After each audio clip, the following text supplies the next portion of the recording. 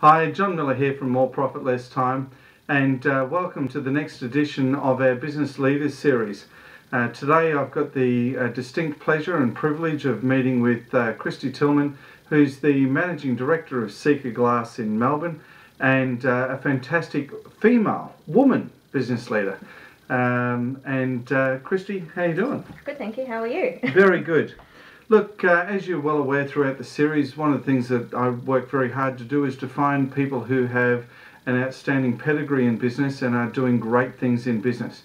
And Kristy's no different. Now, Kristy, you and your family have actually been in the glass industry for a very long time. Mm-hmm. How about you tell everyone about it and how long you've been doing, how it all came about? Sure.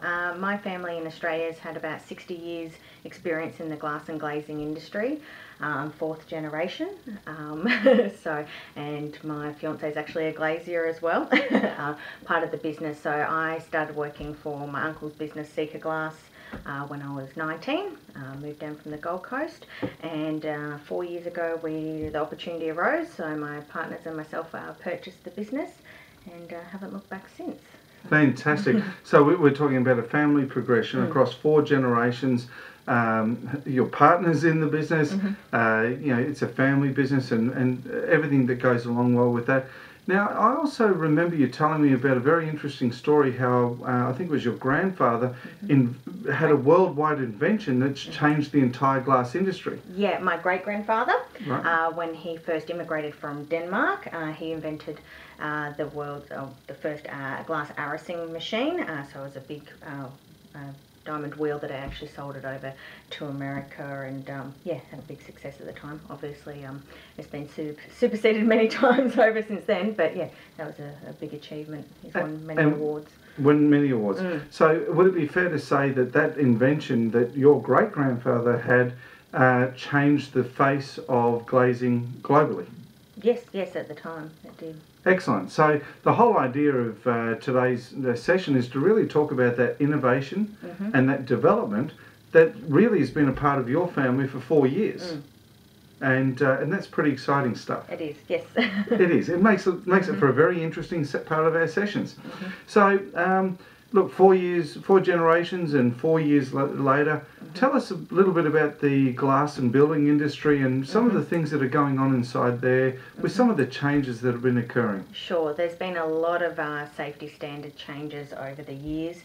There's a lot of issues, as I was mentioning to you earlier. Even the site closure at Ararat Prison is due to faulty windows coming in from China, and obviously a lot of things are coming in from China now, and it was also part of the St Heliers collapse as well, with fake certificates saying that the windows comply and things like that, because a lot of people are importing. I guess one of the exciting things for us is that we are an Australian owned and operated business. We fabricate all of our own windows in our own factory. Any suppliers that we do outsource are also family owned local businesses as well, so it's something that sort of sets ourselves apart. And we always keep abreast, obviously, of all the safety standards with A-grade safety glass and things like that. There's been a lot of litigation, especially nowadays. Right. Yeah, well, we have become a litigious society, haven't we? Okay, so you've got a much greater control over the quality, production, the customer service standards that are obviously important to you as well. I guess one of the things I'd really like to talk about for a moment, if I could, is how within the industry and those changes, what it's done to affect the local economy, because you're a family business, you deal with a lot of other family businesses. Has it affected your clients, which are I can expand about, you do household and domestic, but you do a lot of commercial, industrial, and you look after a lot of property managers and the like. How have these changes really affected your clients in the way that they now need to come to you to get the best possible service? Sure. I think there's probably 2 distinct sort of groups. I guess you can, the commercial sector has really hit hard. There's been a lot of job losses, and I guess it's been very hard for a lot of companies to compete with all the imports, as I mentioned, from China and things like that. But I think it's going to start to come sort of full circle, where there's so many issues with it, and it is sending a lot of other companies, broke in the process, that people are going to start with better quality control As far as the domestic market goes, I think we've sort of put ourselves in a strong position, setting ourselves apart with good customer service. It's something that's sort of been pretty lost. We're, I guess, I wouldn't like to say lucky, because I think we've created our own luck, but we're actually going through a good growth period at the moment, where unfortunately there are a lot of businesses in our, especially in our industry, that are failing at the moment. So I think it just comes back down to offering good quality customer service. Right, so good quality product, good value for money, and exceptional customer service. Now I know for a fact that one of my associates owns a large building development company that actually uses Kristie, and he rang me to thank me for introducing Kristie to him and the business that's being done. And that's pretty spectacular, because people are very quick to judge and to make negative comments, but to ring a referrer and say that the referral that you gave us was brilliant and did fantastic stuff, not only makes me look good, and I love to do that, but it really highlighted to me the difference in your business, because the building industry is not always known for its exceptional customer service. No, definitely not. So I know you look after a lot of businesses in case of insurance claims as well. So and you take care of that from end to end.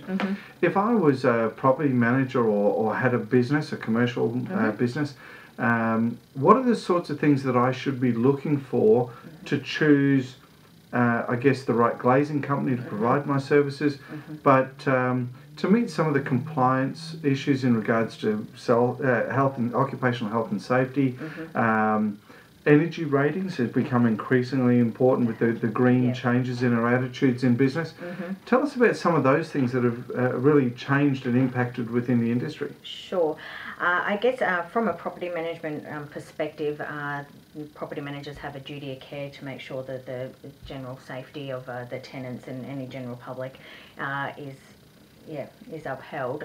So we can do glass safety reviews, so we can actually go out and have a look at a property and give a written report on all the windows, what complies to their current standards, what doesn't, what our recommendations are.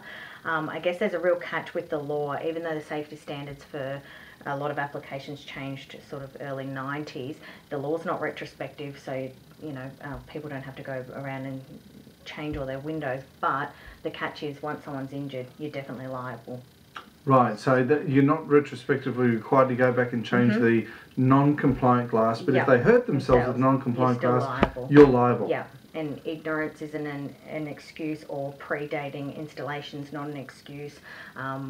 Just one of hundreds of examples that we offer to give to our property managers and other clients is a gentleman got angry, I say gentleman, got angry at a Centrelink office. This was quite some time ago, and punched his fist through a glass panel.